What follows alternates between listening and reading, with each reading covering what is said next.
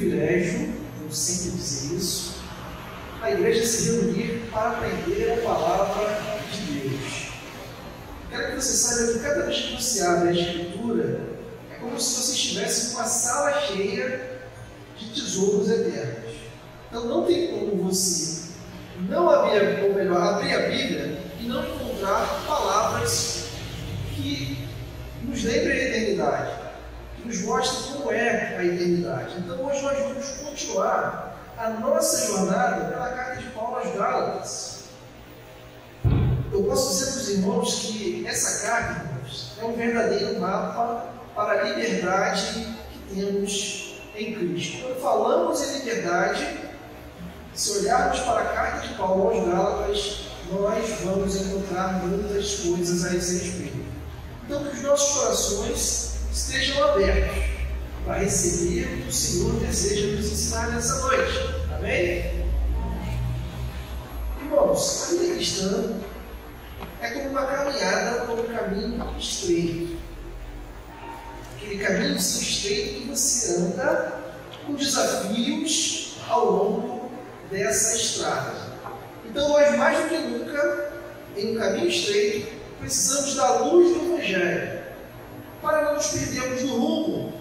Então, cada um de nós temos um rumo para o céu e precisamos permanecer fiéis a essa verdade, que é a luz do Evangelho. Paulo, ele enfrentou dificuldades para defender essa verdade. E hoje veremos momentos críticos que Paulo teve, que ele passou por causa dessa defesa. Então, nessa noite, o tema é liberdade em jogo. A liberdade estava em jogo ali. E Paulo, em nenhum momento, ele se desviou da missão dada por Deus. Às vezes, irmãos, nós nos perguntamos: por que lutar tanto pela verdade? Mas eu quero dizer para vocês que a verdade do Evangelho é como uma âncora. Pensa lá naquela âncora que nos mantém firmes em meio a toda a tempestade que vamos passar em nossas vidas. Então, sem essa âncora que é o Evangelho, nós seremos levados para qualquer lado com o vento de doutrina que vai fatalmente nos afastar de Cristo. Então, irmãos, hoje nós vamos ver como Paulo resistiu à pressão que ele recebia daqueles falsos mestres que o encorajavam a igreja a distorcer o Evangelho.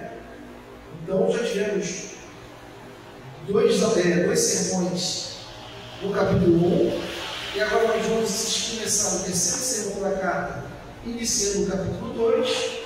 Então, assim como o médico ele cuida do corpo, a palavra de Deus é o remédio para a nossa alma. Então, a palavra de Deus é cura, ela nos dá força para continuar a nossa caminhada. Então, isso precisa estar também na nossa mente. Então, a pergunta que eu quero fazer para vocês nessa noite é a seguinte, irmãos: será que nós estamos permitindo que esse remédio, que é a palavra de Deus, nos transforme? Então, esse estudo bíblico é uma oportunidade para a gente alinhar, ou melhor, nos alinharmos com o propósito de Deus e andarmos na liberdade que a palavra de Deus nos oferece. Então, convido vocês a abrirem as suas Bíblias. Abram comigo aí em Gálatas, capítulo 2. Vamos ler do 1 ao 10. Que o Senhor nos conduza nesse estudo, para que sejamos de fato fortalecidos, irmãos.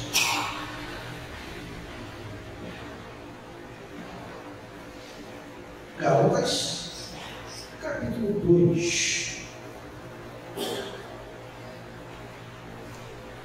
Diz assim o texto: 14 anos depois, subi novamente a Jerusalém, dessa vez com Barnabé, levando também Tito comigo.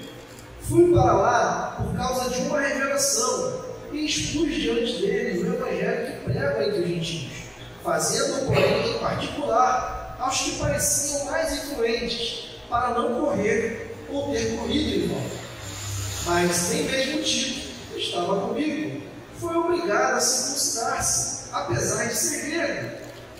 Essa questão foi levantada por aqueles falsos irmãos, infiltrando-se em nosso meio para explorar a liberdade que temos em Cristo Jesus e nos reduzir à escravidão. Não nos submetemos a eles, nem por um instante, para que a verdade do Evangelho permanecesse com vocês. Quanto aos que pareciam influentes, o que eram então não faz diferença para mim. Deus não julga pela aparência. Tais homens influentes não me acrescentaram nada. Pelo contrário, reconhecendo que a mim havia sido confiada a pregação do Evangelho aos incircuncisos, assim como Pedro aos circuncisos. Pois Deus operou por meio de Pedro como apóstolo aos circuncisos, também operou por meu intermédio para os gentios. Reconhecendo a graça que me foi concedida, Tiago, Pedro e João, tido como colunas, estenderam a mão direita a mim e a Barnabé em sinal de comunhão. Eles concordaram em que devíamos nos dirigir aos gentios e eles aos circuncisos. Somente pediram que nós lembrássemos do pobre o que me ofereci, que me esforcei por fazer. Irmãos, está aí o texto. Nós lemos. Já falamos que a carta de Gálatas, ou melhor, que a carta aos Gálatas foi escrita por Paulo. Já falamos que foi uma epístola escrita para combater as falsas doutrinas que estavam se filtrando naquele conjunto de igreja. Mas o ponto que a gente precisa trabalhar aqui nessa noite é que o que envenenava a vida e o ministério de Paulo era a traiçoeira atividade daqueles falsos mestres. Onde quer que Paulo fosse, eles o acompanhavam nos seus passos. E tão logo onde Paulo chegava, e Paulo implantava o Evangelho em alguma localidade, os falsos mestres começavam a perturbar aquelas igrejas, pervertendo a mensagem que Paulo tinha pregado. Então, como já vimos, eles tinham o plano de desacreditar a mensagem de Paulo. Não só a mensagem que ele pregava, irmãos, mas também desafiava a autoridade que Paulo tinha. Então, esse é um assunto, por isso que eu estou explorando aqui na introdução, que nos interessa. Porque aqueles mesmos detratores de Paulo têm uma porção de sucessores na igreja hoje, na igreja cristã da atualidade. Então essas pessoas vão nos dizer que nós não devemos dar atenção às obras de Paulo. Mas eles esquecem ou negam que Paulo foi um apóstolo de Jesus Cristo, chamado de maneira especial, comissionado e autorizado, inspirado em nome dele. Então, qualquer um que disser a vocês, olha, não leia Paulo, ou tenha algum cuidado com o que Paulo escreva, irmãos, heresia. Óbvio que Paulo ele não escreveu uma complementação do Evangelho, que foi o Evangelho de Cristo. Mas Paulo, em todas as suas cartas, ele foi orientado pelo Espírito Santo. E tudo que Paulo fala é baseado no que Jesus ensinava. Então tem muitas coisas que as pessoas atribuem ao que Jesus falou, mas na verdade são escritos de Paulo. Assim como Paulo vai dizer que o fim da lei é quem? É Cristo. Então nesse capítulo 2, Paulo está descrevendo um momento crucial em sua vida. Paulo está dizendo quando ele foi em Jerusalém para encontrar com os apóstolos. Então Paulo queria garantir que estavam todos pregando o mesmo Evangelho de liberdade em Cristo. Então esse ponto aqui tinha grande importância, não só para Paulo, mas para aqueles outros apóstolos, porque estava definindo o futuro da igreja. Estava definindo a inclusão dos gentios, sem que eles fossem obrigados a seguir práticas judaicas. Então Paulo foi até lá para dizer assim, peraí, Tito está aqui, é grego, e em nenhum momento eu estou obrigando a ele a seguir nenhum ritual judaico. Como é que fica essa situação? Então, esse é um contexto histórico mostrado, que mostra o cuidado de Paulo em preservar a mensagem do Evangelho, clara e cristalina. Então, Paulo, acompanhado de Barnabé e Tito, vai se encontrar com os líderes da igreja em Jerusalém. Então, notamos aqui a presença de Tito, um gentio convertido. Óbvio que ali a presença dele era um testemunho vivo que a fé em Cristo era suficiente para a salvação, sem necessidade alguma de seguir algum rito, sem necessidade alguma de seguir alguma lei, mas pode estar se passando na sua cabeça a seguinte questão: como é que aqueles crentes que conviveram com os apóstolos, talvez algum deles chegaram a conviver com Jesus, estavam caindo nessas falsas doutrinas? Irmãos, eles não tinham Bíblia como nós temos hoje, eles só tinham os textos do Antigo Testamento, e eles não tinham ainda nenhuma confissão de fé escrita. Então, era necessário que os pais da igreja, os apóstolos, eles treinassem outras pessoas capazes também de ensinar a doutrina, mas a questão toda aqui, irmãos, é central. O que está sendo em jogo aqui é a liberdade do Evangelho, e principalmente a aceitação dos gentios, sem imposição de regras, já que Cristo já tinha cumprido tudo na cruz. Então, a igreja já estava recebendo uma leva de pessoas que não eram judias, ou melhor, que não eram judeus, e essa reunião visava alinhar a pregação a fim de evitar divisões. Então, durante essa reunião, Paulo faz questão de defender a liberdade de Cristo. Não é que Paulo, irmãos, dos apóstolos ali, ele era mais novo em relação à conversão. E Paulo sabia que se ele fosse ceder às imposições, isso acarretaria em um desvio do verdadeiro Evangelho. Então, a defesa de Paulo foi firme, pois ele sabia que a verdade do Evangelho estava em jogo. Para a gente começar a ler o texto, a primeira parte fala, ou melhor, mostra a defesa de Paulo a respeito da liberdade do Evangelho. Então, defendendo a liberdade do Evangelho. Paulo inicia esse capítulo 2 relatando a viagem que eu acabei de citar. Gálatas capítulo 2, versículo 1. Aí Paulo vai dizer assim: 14 anos depois, subi novamente a Jerusalém, dessa vez com Barnabé, levando também Tito comigo. Aqui Paulo faz questão de mencionar Tito. Por quê? Por que isso é relevante no seu comentário? Tito não era circuncidado. E para nós hoje, isso pode soar como algo normal, mas isso justamente era um conflito da época.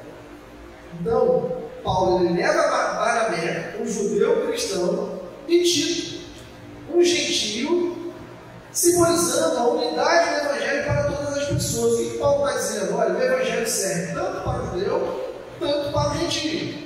Então está aqui, ó, um judeu convertido, e está aqui também um gentio convertido. Então o foco da viagem de Paulo era defender a liberdade que o Evangelho traz, sem a necessidade das famosas leis judaicas. Irmãos, infelizmente, alguns dos apóstolos também estavam, em dado momento, defendendo essas leis.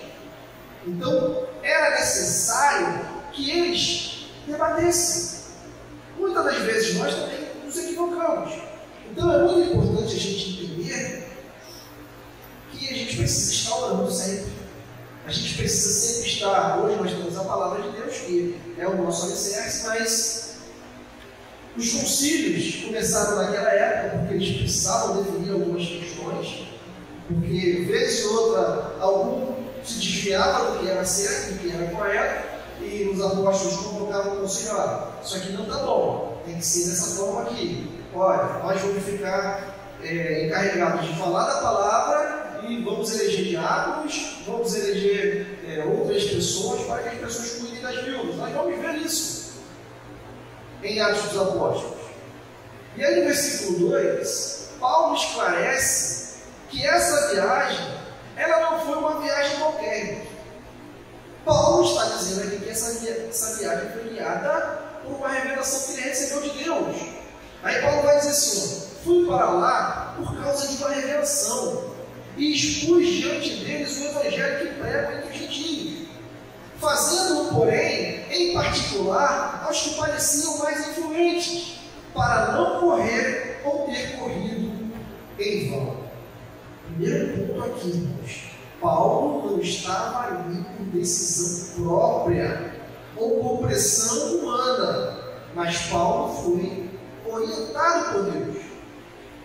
Então Paulo busca garantir que o evangelho que ele estava pregando entre os gentios não fosse distorcido ou questionado pelos líderes de Jerusalém. Então Paulo diz, olha, estou indo aí conversar com vocês, mas eu não estou aqui porque eu quero. Deus me enviou. E essa é a mensagem que eu estou pregando aqui entre os gentios, a princípio os mais influentes, para que não seja em vão. Então a revelação de Deus orientava Paulo a manter a pureza do evangelho, sem interferência humana. E aí no versículo 3, ele diz assim, ó, mas nem Tito, que estava comigo, foi obrigado a circuncidar-se, embora fosse grego.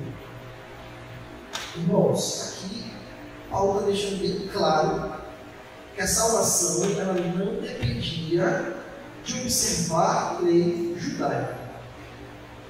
Mostra que a salvação é somente na fé em Cristo. Ela não tem a ver com obras. A liberdade que Paulo defendia era a liberdade de estar em Cristo sem as exigências da lei. Tito se tornou um exemplo vivo de liberdade que o Evangelho proporciona. E quando nós falamos de liberdade, estamos falando do que o texto está dizendo.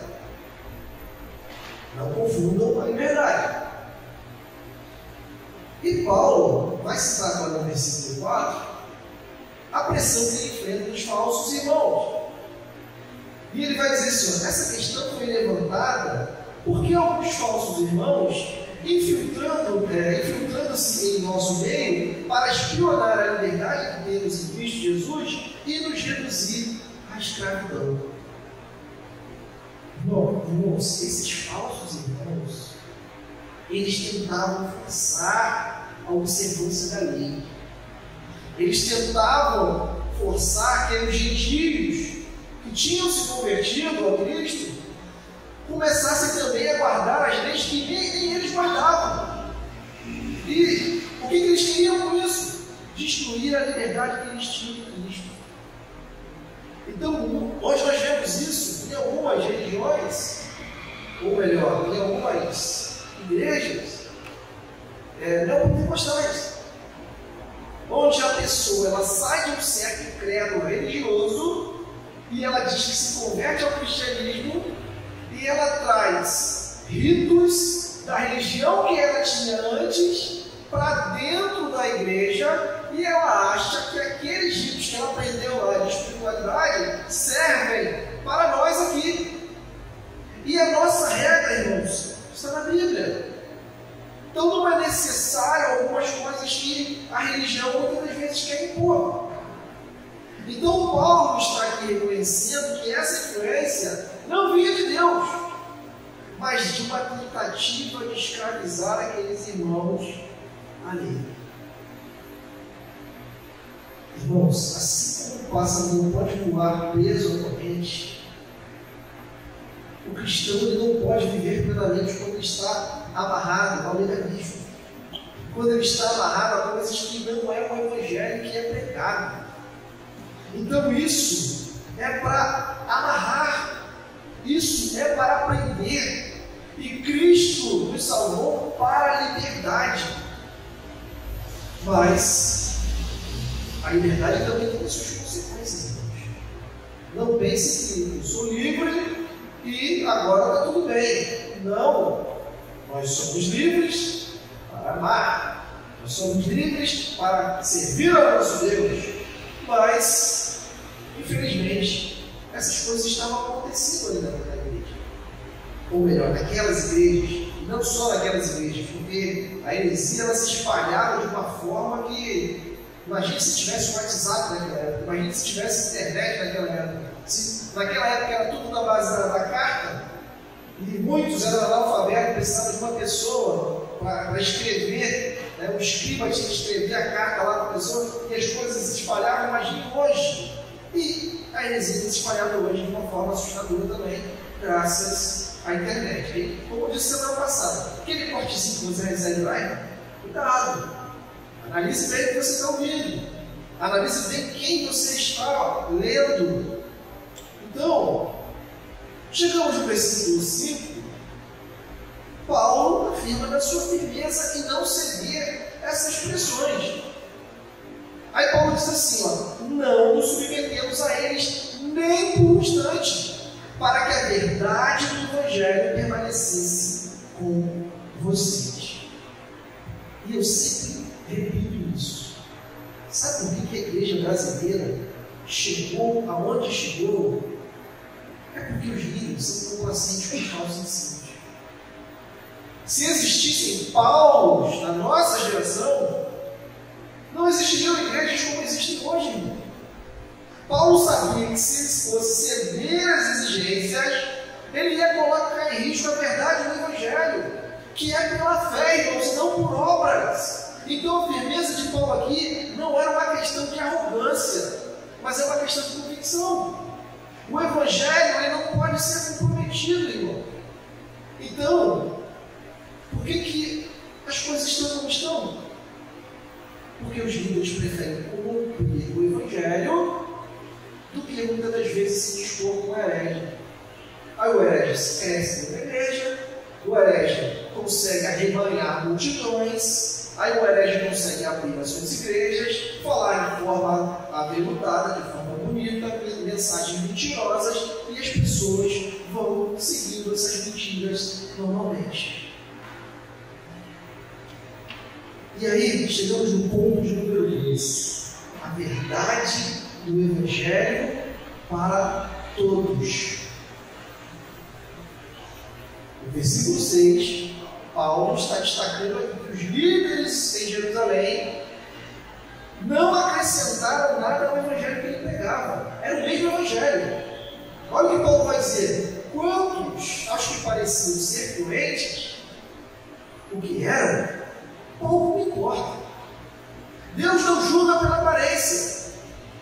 E esses homens influentes não me acrescentaram nada. Paulo está enfatizando aqui, irmãos, que o Evangelho que ele prega já estava completo.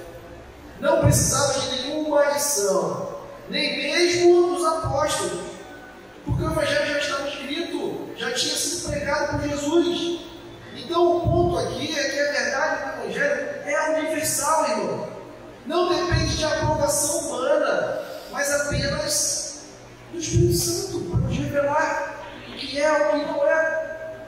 Então, Paulo diz algo que é interessante, diz assim, Deus não julga pela aparência. Então, não é quem nós somos, mas como Deus nos vê. Então, não adianta ser apóstolo, não adianta ser bispo, não adianta ser patriarca, não adianta ser vice-deus, como Paulo se intitula hoje. Deus vê o coração. Muitos têm sido feito valer pelos seus cargos eclesiásticos. Isso nos lembra, o Evangelho transcende o estado social, ele transcende o estado religioso, e Deus nos vê de forma igual. Então, não há distinção entre um pastor e um membro e um diácono. A distinção está nos ofícios que eles fazem. Mas na forma que Deus vê, irmãos, Deus vê todos de forma igual. Não há melhor nem pior. E aí no versículo 7, Paulo começa a explicar que ele foi reconhecido pelos líderes. Reconhecido como aquele que foi confiada a pregação para os gentios. Leia o versículo 7 comigo. Pelo contrário, reconheceram que a mim havia sido confiada a pregação do Evangelho aos incircuncisos, assim como a Pedro aos circuncisos. Irmãos, a missão daqui de Paulo está clara: pregar aos gentios, enquanto Pedro tinha a obrigação de se concentrar na pregação dos judeus. Aqui, irmãos, é a questão de chamado. Chamado. Cada um de nós temos um chamado particular.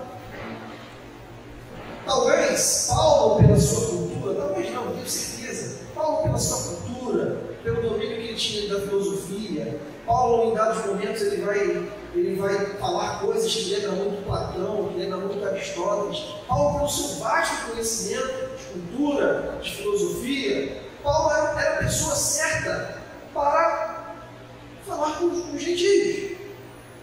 Aí nós temos um Pedro que era pescador.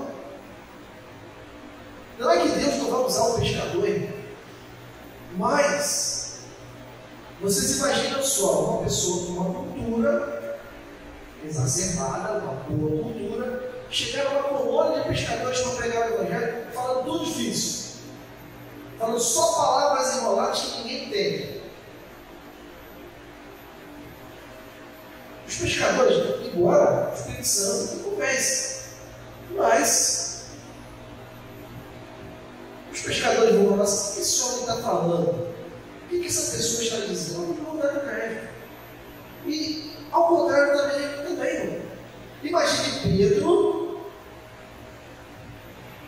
Óbvio que Pedro, em algum momento, às vezes ele vai estar perante grandes reis, imperadores, mas vimos que o foco dele era os judeus. Ele conhecia a cultura também e os judeus estavam com ele.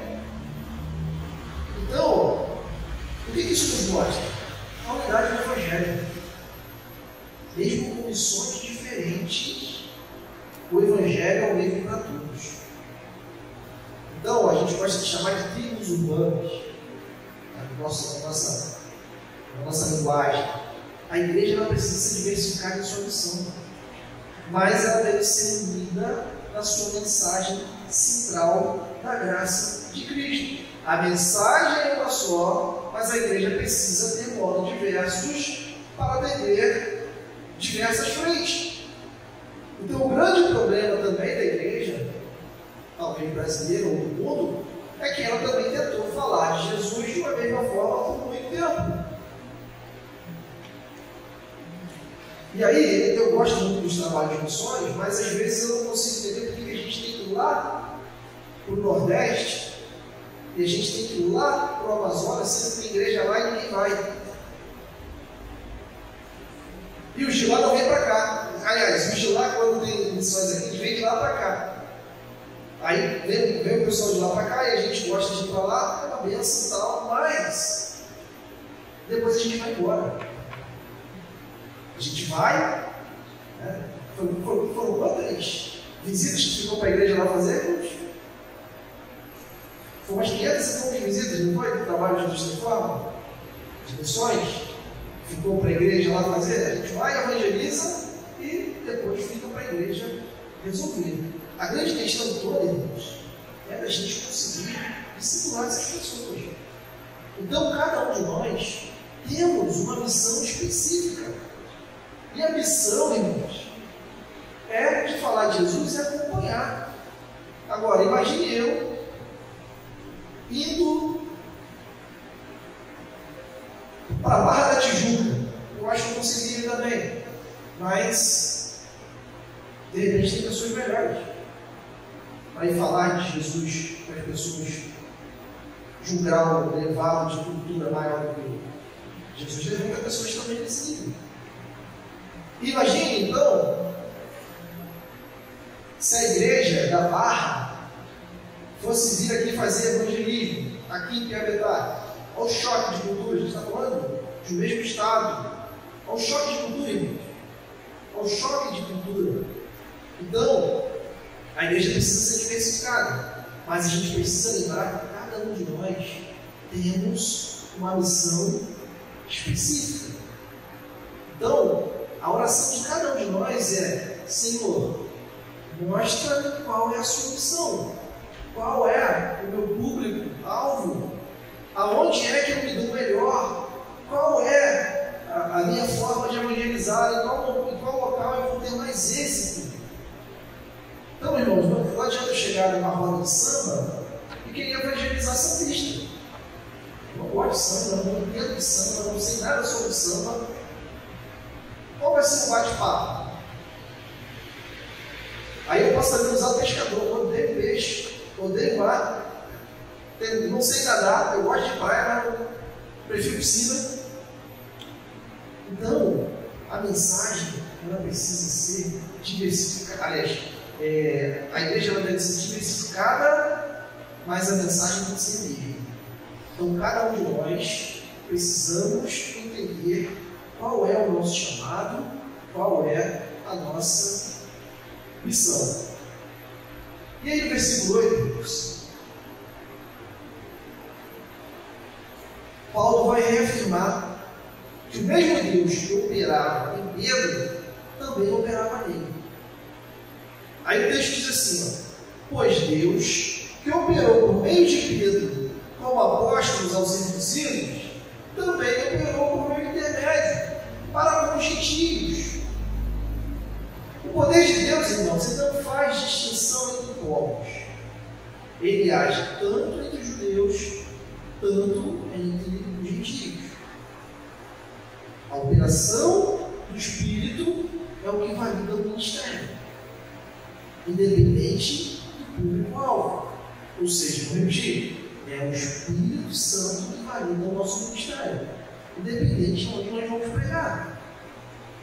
Então, assim como o sol ele vai iluminar todo mundo, sem distinção, o Evangelho igualmente brilha para todos: judeu, gentio, árabe, seja ele qual for. E no versículo 9, os líderes de Jerusalém estendem a sua mão em comunhão a Paulo e Barnabé, confirmando a missão que eles tinham. Aí o versículo 9 diz assim: reconhecendo a graça que lhe fora concedida, Tiago, Pedro e João, tidos como colunas, estenderam-nos a mão direita, a mim e a Barnabé, em sinal de comunhão. Concordamos que devíamos nos dirigir aos gentios e eles aos circuncisos. Olha como é legal essa interação, como foi importante Paulo, depois de um certo tempo, ir lá conversar com eles. O gesto aqui, irmão, simboliza unidade, apoio mútuo na missão de propagar o Evangelho a todos os povos. Os líderes, o texto diz que eram colunas, dizem que eles reconheceram que a graça de Deus estava tanto sobre Paulo como sobre Pedro. E isso aí, irmãos, esse episódio une os dois ministérios. Então, a unidade em Cristo, ela supera as diferenças culturais, elas superam as diferenças étnicas. O Evangelho é a ponte que une todos os povos. Por isso que eu digo que nós, quando falamos de Evangelho, quando falamos de missões, eu digo sempre o seguinte: você pode ser cristão em Nova York, os Estados Unidos é um país livre, andar tranquilamente na sua vida debaixo do braço. Como você pode ser cristão também, irmãos, na China comunista, sendo perseguido por causa do Evangelho. Então o Evangelho, ele consegue ser vivido, óbvio, de forma diferente, em todas as culturas. Em todas as culturas. Ou talvez na África, onde as tribos vivem baseadas nessas religiões de matrizes africanas, algumas delas que existem muitos, a gente tem uma visão meio que equivocada da África, que existem muitos cristãos na África existem muitos muçulmanos na África. Se for pegar o censo, talvez as religiões tribais elas são menores do que a gente pensa. Mas o que eu estou dizendo é que Cristo supera as diferenças culturais. O Evangelho ele pode ser vivido em todo o tempo e em toda a cultura. Então, irmãos, a comunhão, aqui que nós vemos entre os apóstolos, mostra que o Evangelho é o mesmo para todos. É o mesmo para judeu, é o mesmo para gentil. E aqui nós vemos que o reconhecimento da graça de Deus, em Paulo, óbvio, reafirma que a missão da igreja, ela de fato deve alcançar todas as nações. Então, parece que ele paga assim, os apóstolos mais antigos, realmente, Jesus disse que a gente tem que discipular todas as nações. Não é ficar só aqui em Jerusalém. Talvez eles não se viram capazes de alcançar essa missão. Mas, o que Jesus disse para fazer os discípulos? Esses discípulos ganham outros discípulos. Esses outros discípulos ganham mais outros discípulos. E aí, o discipulado da igreja vai crescendo. E no final, irmãos, nós vemos a unidade na missão e principalmente o cuidado com os pobres. Versículo 10 diz assim: olha o que Paulo diz: somente pediram que nós lembrássemos dos pobres o que me esforcei para fazer. Aqui é muito importante, irmãos, que a gente vê que a igreja primitiva também dava muito cuidado às necessidades. Isso é uma demonstração prática de amor. Às vezes a gente fica muito chateado quando as pessoas vêm pedir as coisas na nossa igreja. E toda a igreja é assim, toda a igreja que eu vou, sempre tem alguém que entra pedindo alguma coisa. E às vezes a gente fica chateado, está querendo dar uma volta na gente, etc. Mas isso é bem daquele tempo. Isso é bem dos tempos de Jesus. O Evangelho ele não é apenas uma mensagem de salvação, mas ele também é uma mensagem de transformação social. Quando as pessoas conhecem Cristo, elas mudam socialmente. Então, a mensagem do Evangelho, ela também inclui a responsabilidade pelos bens favorecidos. A igreja precisa, de fato, irmãos, pregar contra as tiranias. Não que a gente vá resolver o problema, mas toda a mensagem que a gente vá nessa frente é para fins salvíficos. Não vamos mudar nada. Nós não viemos para mudar governo nenhum, porque o reino de Deus não é desse mundo. Mas essa classe social precisa ser alcançada pelo Evangelho. Então isso reforça muito, irmãos, que a nossa missão, precisamos ter cuidado com os pobres. E isso é marca de um cristianismo autêntico. Isso foi um pedido dos apóstolos. Olha, só nos esqueçam dos pobres. E Paulo ele diz assim, então, perfeito. E ao longo eu estou me esforçando para fazer isso. E Paulo faz questão de destacar que ele estava comprometido em cuidar dos pobres. E isso mostra para cada um de nós, irmãos, que não é um fardo imposto pelos apóstolos. Algo que ele considerava parte integral, mas era algo que ele considerava parte integral do seu ministério. A unidade da missão, ela não inclui só a pregação, mas inclui serviço. E serviço inclui principalmente os que estão mais necessitados. Assim como Cristo também se preocupou com as multidões famintas, nós também somos chamados, irmãos, para olhar com compaixão a essa classe. O cuidado com os pobres era uma marca das igrejas de Jerusalém. Se nós examinarmos os livros de Atos, vamos ver isso. E isso precisa ser uma marca para as igrejas de hoje.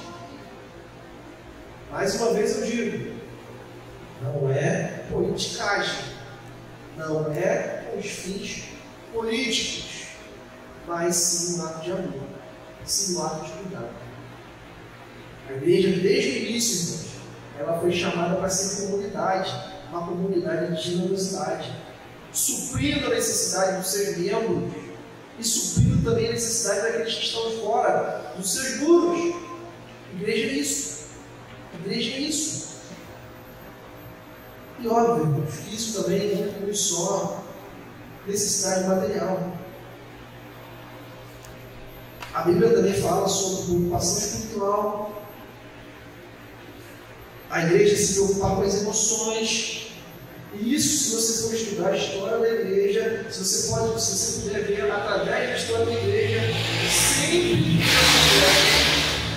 é pregado de forma genuína. Isso resulta em uma transformação social. Quando o Evangelho é pregado de forma genuína, sempre resulta em uma transformação social.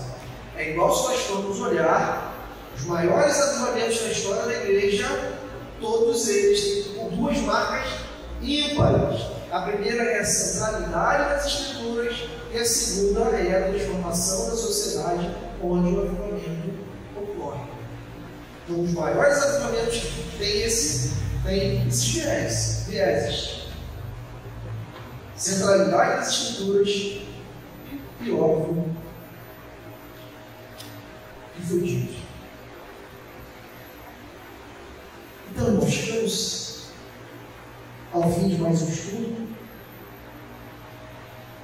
Vemos que a unidade da missão e o cuidado com o pobre não são apenas secundários no Evangelho, mas eu gosto de dizer que é parte essencial da vida cristã. A fé que você proclama deve ser vivida em ações que refletem amor, principalmente compaixão de Cristo. Nós somos embaixadores, mensageiros de Cristo aqui. Quando as pessoas falam de Cristo, elas precisam estar se referindo a nós, igreja, irmãos. Quando a pessoa olha e fala de Cristo, ela tem que estar falando da igreja. Nós somos os portadores dessa mensagem. Nós é que temos o desafio de mostrar Cristo ao mundo. Então, assim como Paulo se comprometeu de lembrar dos pobres, nós somos desafiados a agir dessa maneira, irmão. Então, quando o mundo fala assim, Jesus, a primeira coisa que ele tem que vir à mente é a igreja. A igreja. E eu fico muito incomodado quando as pessoas dizem assim, Jesus é um cara legal, o fã-clube é quem incomoda, de forma pejorativa. Mas o que me entristece é que muitas das vezes eles têm razão. Nós não estamos incomodando o mundo com o bem que a gente faz, irmão.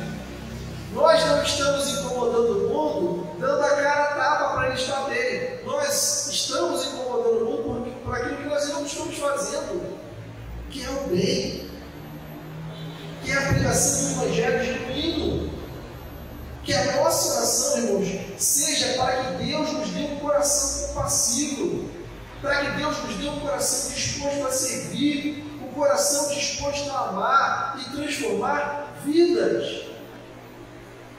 Então, quando nós falamos de unidade, quando nós falamos de missão, quando nós falamos de cuidado do pobre, isso tem que ser marca da nossa igreja. Nossa igreja, estou falando do modo geral, igreja de Jesus Cristo.